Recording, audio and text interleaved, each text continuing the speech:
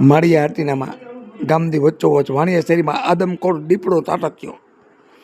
માળિયા હાટીનામાં છેલ્લા 1 મહિનાથી આ ગામમાં દીપડો ઘૂસ્યાના વારંવાર બનાવો બન્યા છે। ત્યારે આજે માળિયા હાટીનામાં રાત્રે 8 વાગે જૂની કોરટ ચોક પાસે વાણિયા શેરીમાં દીપડો આવતા લોકોમાં ભયનો માહોલ જોવા મળ્યો છે।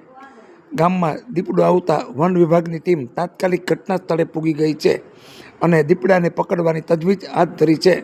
કટલેરી બજારથી કોરટ ચોક જવાનો રસ્તો વન વિભાગે બંધ કરેલ છે। આ વિસ્તારમાં કોઈ નાગરિકોએ અવરજવર ન કરે તે માટે વન વિભાગે કટલેરી બજારમાં સ્વામિનારાયણ મંદિરના નાકા પાસે પોતાની જીપ રોડની વચ્ચોવચ આડી રાખેલ છે, જેથી કરીને કોઈ આ રસ્તેથી અવરજવર ન કરી શકે। સ્ટેશન દરવાજા ચોકથી હવેલી ચોક સુધી કોઈએ અવરજવર ન કરવી તેવી વન વિભાગે ચેતવણી પણ આપેલ છે।